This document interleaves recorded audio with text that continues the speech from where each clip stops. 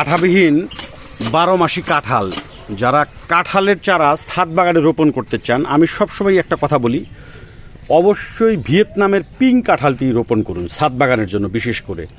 কারণ এই যে দেখেন, গাছটি দেখলেই বুঝতে পারতেছেন, ছোট্ট একটি গাছ, বয়স 1 বছর প্লাস আর কি, 1.5 বছরের কাছাকাছি। দেখেন কতগুলো ফল চলে আসছে।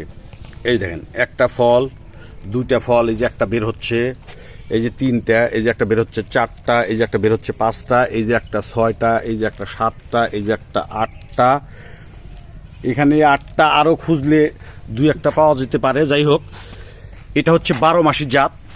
এই যে দেখেন, একদিকে এই যে ফল বড় হচ্ছে, আর একদিকে কিন্তু এই যে আবার নতুন করে কিন্তু মচি বের হচ্ছে, দেখতেই পারতেছেন। অর্থাৎ এই যে গাছটাতে ফল আসতে শুরু করে দিছে, এই গাছটা এখন যতই দিন যাবে আস্তে আস্তে কিন্তু ফলের পরিমাণ বাড়তে থাকবে। যাই হোক, এই গাছটা দেখানোর জন্য, এই গাছটা আপাতত বিক্রি হবে না।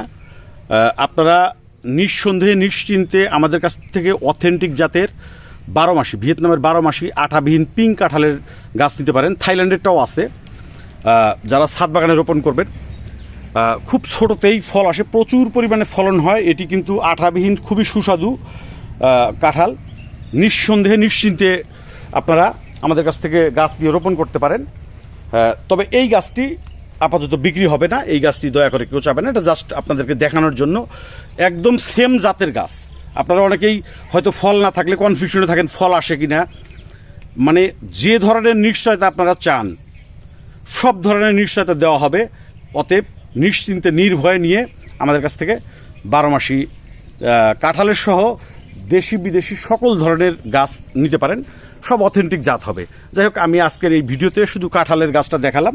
এটা একটা খুব যে বড় ড্রাম তা কিন্তু না, প্লাস্টিকের এই যে হাফ ড্রাম, এইটা হাফ ড্রাম থেকেও কিন্তু এটা ছোট সাইজ, এই যে এরকম। যাই হোক, আজকে সংক্ষিপ্ত ভিডিওটি এই পর্যন্তই। আশা করি আপনারা যে কোনো ধরনের গাছ লাগলে আমাদের সাথে যোগাযোগ করতে পারেন। ধন্যবাদ।